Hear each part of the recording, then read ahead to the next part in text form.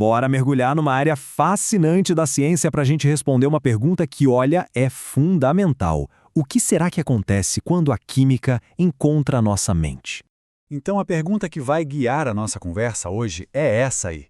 O que, afinal de contas, é psicofarmacologia? A gente escuta muito esse termo por aí, né? Principalmente quando o papo é saúde mental. Mas o que ele significa de verdade? É isso que a gente vai desvendar agora.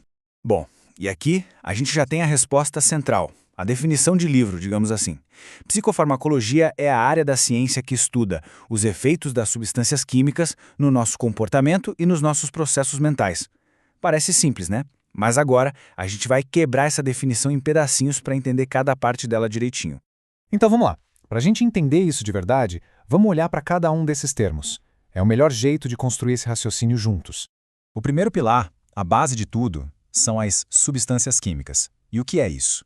Bom, a gente está falando de fármacos, de medicamentos, de qualquer composto, na verdade, que consegue interagir com a nossa biologia, com o nosso corpo. É o ponto de partida de tudo. Tá, mas por que estudar essas substâncias? Simples, para entender os efeitos delas. Só que não é qualquer efeito, não. O foco aqui, o grande interesse da psicofarmacologia, é entender como elas mexem com o nosso comportamento e com os nossos processos mentais. Ou seja, com tudo aquilo que faz a gente ser quem a gente é.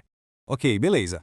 Mas como é que essas substâncias conseguem alterar uma coisa tão complexa como a nossa mente, né? A resposta para isso está na biologia. Mais especificamente, na ação delas sobre o nosso sistema nervoso. É aqui que a coisa começa a ficar ainda mais interessante. E olha que fascinante, a investigação aponta para o lugar exato da ação.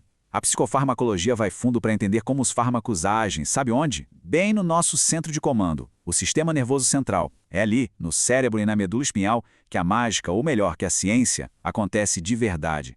Certo. Se os fármacos agem lá no sistema nervoso central, qual é o resultado disso na prática? A consequência direta é a alteração de funções humanas que são, assim, essenciais para o nosso dia a dia.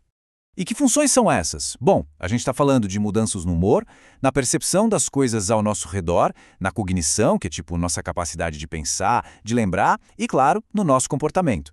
São justamente os elementos que moldam a nossa experiência de vida, todos os dias. Mas é super importante entender que a psicofarmacologia não é uma ilha. Ela não trabalha sozinha, muito pelo contrário. Ela funciona como uma ponte mesmo, que conecta diferentes áreas do saber. Vamos ver como essa ponte se parece. E esse é o ponto-chave. A psicofarmacologia age como um elo, sabe? Quase como um tradutor. Pensa assim, ela pega uma descoberta lá da biologia sobre, sei lá, um neurotransmissor específico e traduz isso para uma possível terapia para ansiedade, por exemplo. Ela conecta a biologia pura com a experiência humana real. E aqui está a nossa ponte em ação. De um lado, a gente tem a psicologia, que estuda a mente e os nossos processos mentais. Do outro, a psiquiatria, que é a parte médica, que trata os transtornos. E sustentando tudo isso, a neurociência, que estuda a biologia do cérebro. A psicofarmacologia está ali, caminhando bem no meio, ligando tudo isso. É por isso que essa ideia de ponte é a metáfora perfeita, resume tudo. É exatamente essa ponte que faz com que uma descoberta lá no laboratório de neurociência, super específica, possa um dia se transformar num tratamento que realmente funciona lá na clínica psiquiátrica, ajudando pessoas.